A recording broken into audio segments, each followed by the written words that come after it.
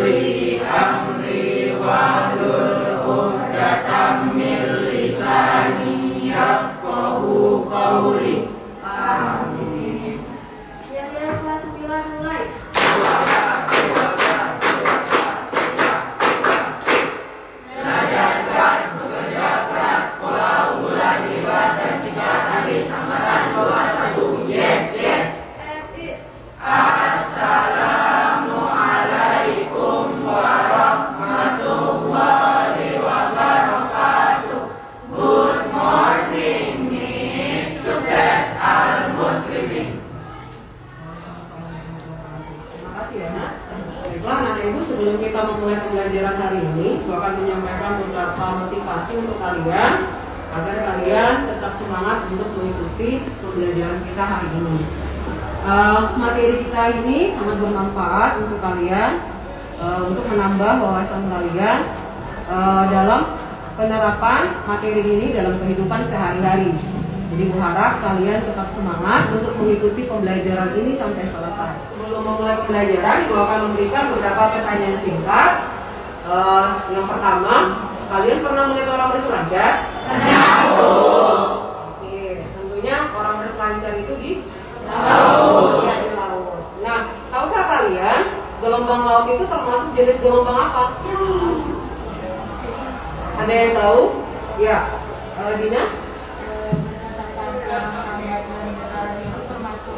Transversal, sedangkan berdasarkan mediumnya itu termasuk gelombang.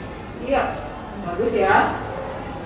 Berdasarkan mediumnya termasuk gelombang mekanik. Kemudian berdasarkan arah rampannya termasuk gelombang transversal. Nah, bagaimana bunyi bisa kita dengar?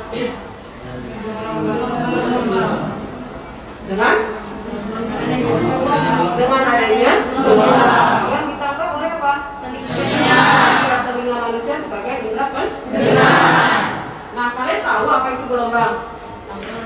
Tahu. Siapa yang tahu? Coba angkat tangannya. Nah, Gelombang adalah getaran yang teratur. iya betul. Gelombang itu adalah getaran yang Nah, ada yang tahu karakteristik atau jenis dari gelombang? Ya, Dina. Berdasarkan arah rampan dan getarannya terbagi menjadi dua. Yang pertama gelombang transversal dan yang kedua adalah gelombang longitudinal. Sedangkan berdasarkan mediumnya ada tiga, yaitu ada zat padat, cair, dan gas. Oke, bagus sekali ya jawabanmu Dina.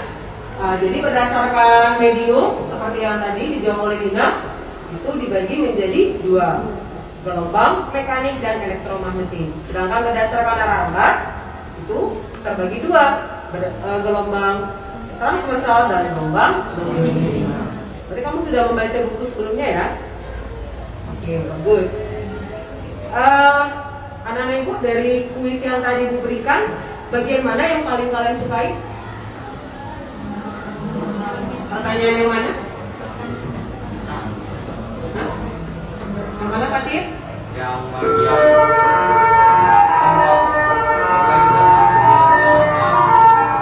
yang termasuk tadi yang berselancar ya? Gelombang laut itu termasuk gelombang apa gitu? Karena mungkin kamu sering lihat ombak. Suka dengan ombak ya? Yang bagus. Baiklah, anak-anak ibu akan mencoba menanya perasaan kalian, emosi kalian tentang apa yang kalian rasakan hari ini. Secara fisik kalian merasa bagaimana? Oh, capek, ada yang lelah, terus ada yang lagi marah nggak? tidak ada. Kalau secara fisik berarti fisik ya, berarti fisiknya capek gitu ya, karena mungkin sudah belajar dari les pertama sampai les ke materi ibu ya. Nah kemudian secara mental kalian itu merasa tidak tertekan. Ada yang stres? Oh tidak ada. Berarti semua happy, semangat. Happy.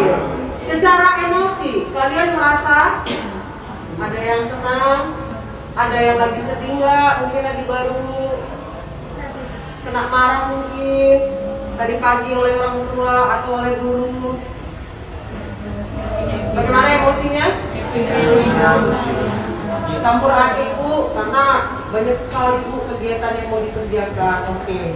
Nah untuk menghilangkan semua rasa emosi itu, nah mari kita melakukan satu teknik mindfulness namanya, teknik untuk melakukan suatu kegiatan secara dengan kesadaran penuh.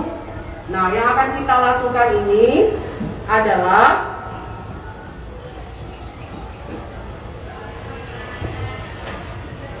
pengenalan emosi teknik stop.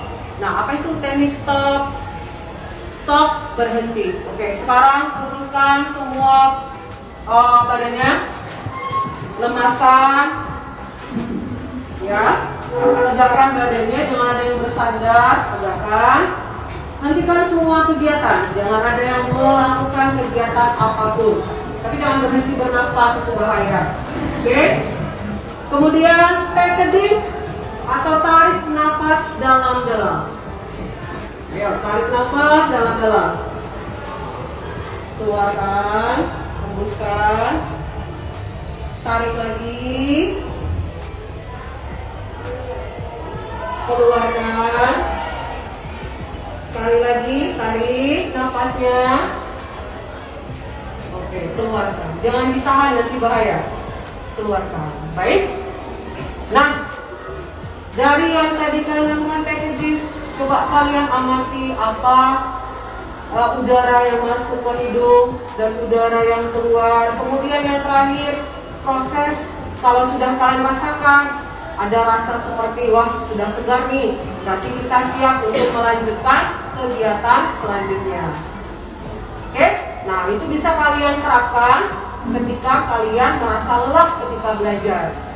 Nah, ini sangat bermanfaat ibu rasa ketika misalnya kalian sudah jenuh belajar, kalian boleh melakukan teknik ini dengan melakukan misalnya 2 atau 3 kali. Jadi tarik nafas dalam-dalam, kemudian keluarkan, resapi, nafas yang masuk, nafas yang keluar. Kemudian setelah itu mungkin kalian akan lebih rileks untuk mengikuti pembelajaran selanjutnya.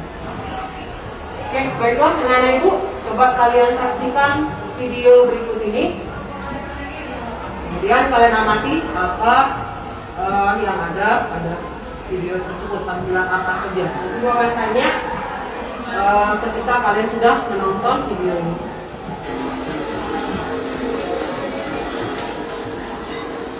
Sukses atlet surfing Indonesia Rio Waidaro Olimpiade. Atlet surfing Indonesia Rio Waidaro telah memastikan tiket tampil di Olimpiade Tokyo 2020. Kepastian Rio tampil di Olimpiade diumumkan Asosiasi Selancar Internasional (ISA) melalui laman resminya pada 6 Juni 2021. Rio lolos Olimpiade setelah 2 peselancar Jepang, Sunu Murakami dan Hiroto Ohara harus merebut 1 slot tersisa pada hari terakhir Surf City El Salvador (ISA) World Surfing Games 2021. Murakami duduk di main England dan Ohara dengan desain. Berdasarkan aturan kualifikasi Olimpiade, satu negara hanya boleh diwakili 2 peselancar. Jepang sudah memiliki 1 wakil, yakni Kanoa Igarashi, yang telah selesai masuk 10 besar Liga Surfing Dunia WSL 2019. Dengan demikian, tiket milik Jepang yang sempat diamankan Murakami di World Surfing Games 2019 dialokasikan untuk Rio. Terjun Rio Waidaro menuju Olimpiade amatlah sulit. Lagi-lagi, syarat kualifikasi yang ditetapkan Asosiasi Selancar Internasional tidak mudah. Syaratnya yaitu ada 20 peselancar terbaik di dunia tiket diberikan khusus kepada peselancar yang masuk top 10 ranking USL langsung tinggi, dan sisanya disajikan melalui kualifikasi. Seperti di Olimpiade Tokyo 2020 akan dipertandingkan dua nomor, yakni shotput putra dan putri. Sebelum lainnya akan satu yang nomor shotput putra. Perlombaan akan diselenggarakan di Pantai Shidashita yang berjarak 64 km dari Tokyo. Ryoida merupakan salah satu peselancar muda asal Bali yang berusia 20 tahun. Di balik usianya masih muda, Rina telah berhasil menaklukkan berbagai kejuaraan, mulai dari kategori series, junior, hingga men. Kegiatan prestasi menjadi pelengkap hobi yang ditekuninya sejak dini. Namanya mulai mencuat saat meraih posisi keempat untuk leg pertama event Global Women Attack tahun 2015 lalu. Sejak saat itu, karirnya terus menanjak. Beberapa kali atlet kelahiran 25 Januari 2000 ini mampu merasakan podium. Ia membuat kejutan saat mengalahkan juara dunia 2 kali, Gabriel Medina, pada ajang World Cup Family WSL 2019.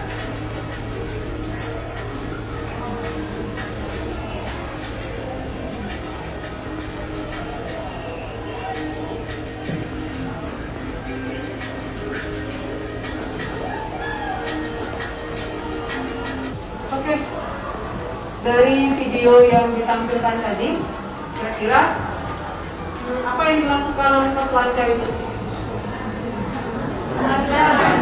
Berselancar. Kalau misalnya tidak ada gelombang, bisa berselancar tidak? Tidak. Apa?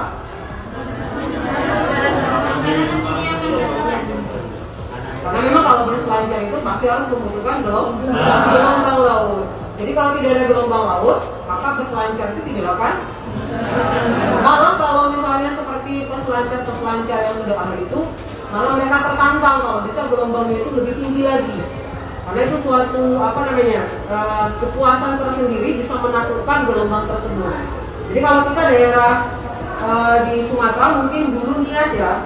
Jadi Nias itu terkenal sebagai tempat untuk surfing gitu bagi peselancar yang datang ke sana. Tapi semenjak tsunami yang kemarin kan pernah terjadi tsunami ya di Nias.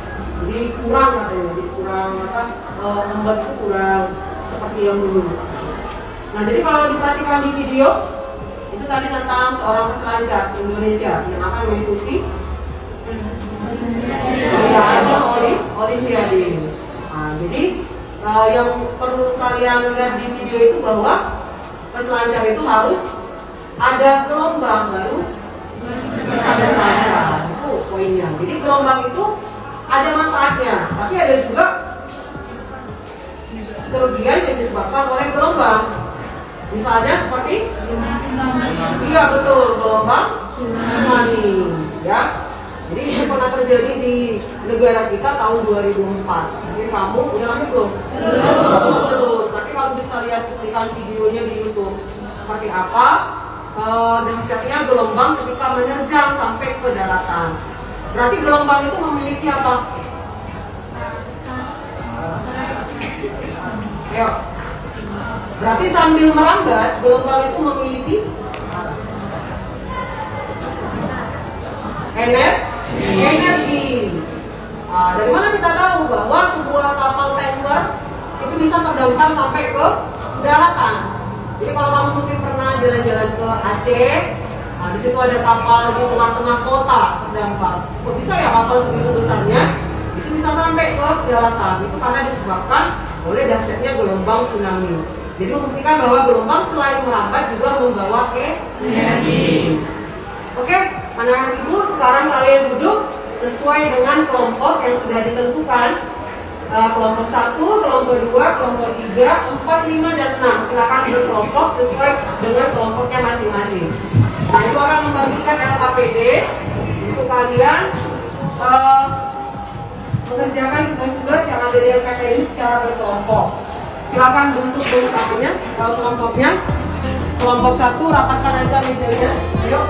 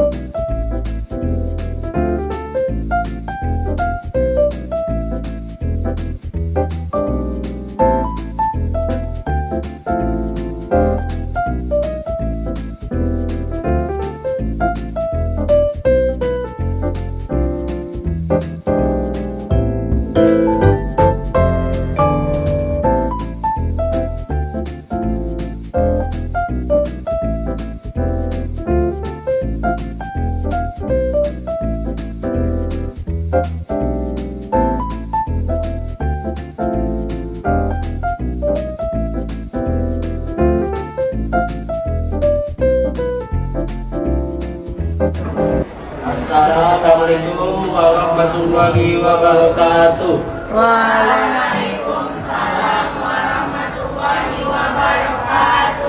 Kami dari dalam kelompok 2 ingin merealisasikan hasil diskusi kami yang berupa mind mapping yang bertemakan gelombang.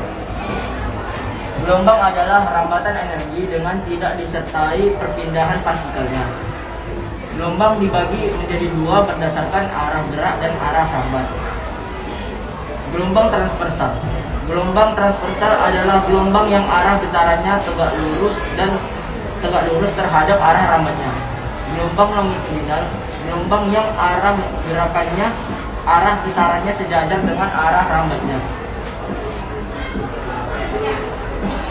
Gelombang dibagi menjadi dua berdasarkan mediumnya, yaitu gelombang mekanik dan gelombang elektromagnetik. Contoh gelombang itu terbagi menjadi dua, yaitu gelombang transversal dan gelombang longitudinal. Beginilah bentuk gelombang transversal dan longitudinal. Amplitudo adalah titik tertinggi atau maksimum dan titik keseimbangannya. Pemanfaatan gelombang pada kehidupan sehari-hari. Gelombang suara untuk mendeteksi kedalaman goa dan gelombang elektromagnetik untuk HP, TV, radio, dan sejenisnya. Sekian dari kelompok kami. Jika ada yang salah kata, mohon dimaafkan. Assalamualaikum warahmatullahi wabarakatuh. Assalamualaikum warahmatullahi wabarakatuh.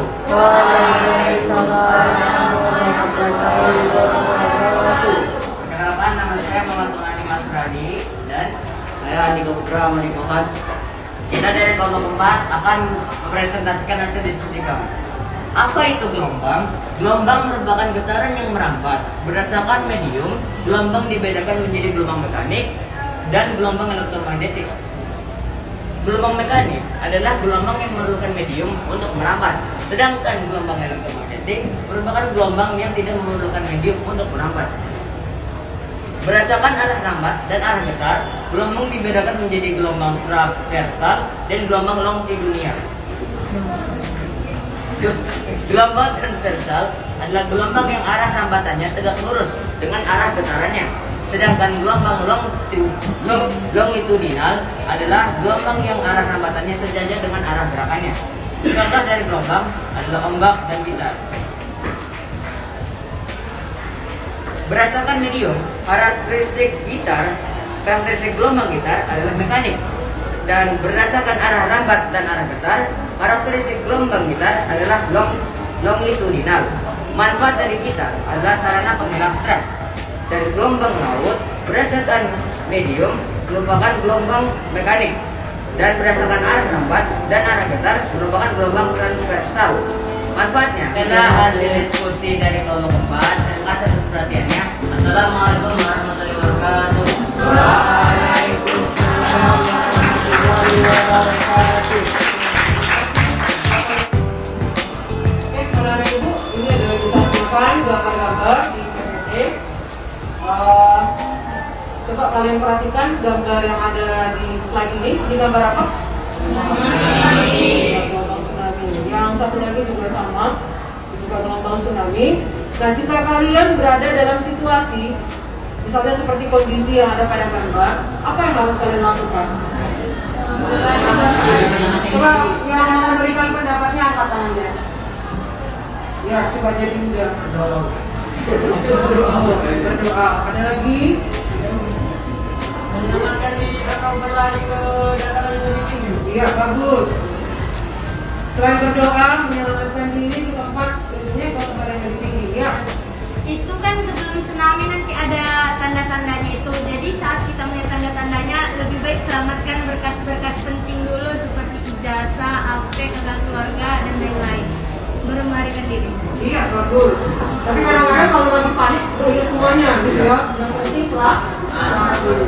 Jadi memang kalau ada terjadi gelombang tsunami, bila kalian berada dalam kondisi seperti ini, berarti yang pertama itu harus mencari tempat yang tinggi, dataran tinggi. Itu perlu ya. Nah, biasanya kalau tsunami itu ditandai dengan gempa. Jadi gempanya itu juga biasanya di atas 6 skala Richter. Oke.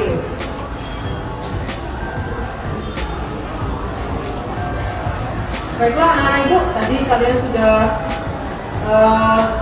melakukan diskusi kelompok, kemudian presentasi ke depan. Sekarang kita akan mengambil kesimpulan dari pembelajaran kita hari ini. Kira-kira siapa yang bisa memberikan kesimpulan dari materi pelajaran kita hari ini? Ya. Saya kesimpulan dari itu saya tertarik dalam diskusi karena dapat pelajaran baru yang dimana ternyata pelajaran tersebut dapat dituangkan di mapping dan infografis. Oke. Ada lagi tambahan rangkuman dari pelajaran kita hari ini tentang gelombang?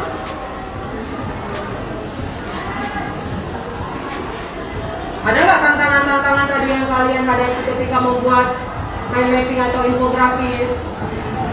Ada? Coba kalau ada, diangkat tangannya. Tantangannya tadi apa? Tadi apa tantangannya kamu mungkin hadapi ketika membuat mind mapping bersama kelompokmu? Saya komunikasi dengan kelompok belakang itu kita kan punya ide yang berbeda yang harus dituangkan dalam satu kelompok. Oh gitu ya, berarti menyamakan ide ya untuk membuat mind mappingnya. Kalau infografis bagaimana? Ada kendala atau tantangan ketika membuat infografis?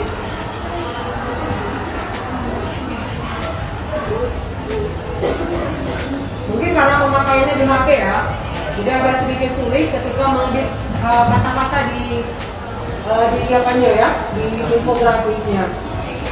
Oke, demikianlah pembelajaran kita hari ini. Semoga apa yang kita pelajari hari ini bermanfaat bagi kalian.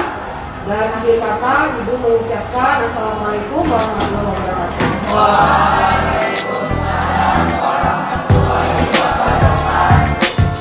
Assalamualaikum warahmatullahi wabarakatuh. Salam guru penggerak. Perkenalkan, nama saya Afnisari Sitompul. Saya adalah CGP Angkatan 4 dari SMP Swasta Al Muslimin Pandan, Kabupaten Tapanuli Tengah. Saya akan memberikan refleksi terhadap proses pembelajaran berdiferensiasi dan terintegrasi dengan kompetensi sosial emosional yang sudah saya lakukan hari ini.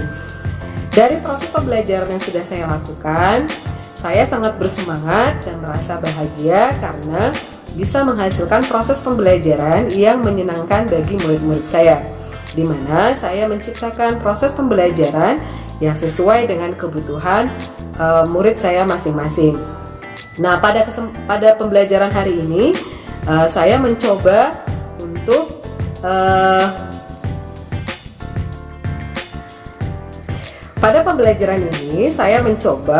untuk menjelaskan materi pembelajaran dengan menggunakan mind mapping dan infografis. Ini untuk pertama kalinya saya mencoba untuk menggunakan media mind mapping dan infografis kepada murid-murid saya, dan mereka sangat senang dan merasa sangat antusias untuk mengikuti pembelajaran karena mereka merasa bahwa pembelajaran hari ini dilakukan dengan sangat menyenangkan. Nah, kemudian selain itu saya juga mencoba untuk menerapkan pembelajaran mindfulness, yaitu teknik stop, untuk melatih murid-murid saya mengelola emosi mereka. Nah, saya mencoba mengajak mereka untuk menerapkan pembelajaran mindfulness, teknik stop, ketika mereka merasa jenuh atau merasa ketika emosinya sangat tidak nyaman mengikuti pembelajaran. Saya sadar bahwa pembelajaran yang saya lakukan mungkin masih banyak kekurangan, dan itu menjadikan refleksi bagi saya untuk melakukan pembelajaran yang lebih baik lagi ke depannya. Dan saya akan mencoba untuk menerapkan pembelajaran diferensiasi dan terintegrasi dengan kompetensi sosial emosional untuk murid-murid saya pada pertemuan selanjutnya. Terima kasih, salam guru penggerak.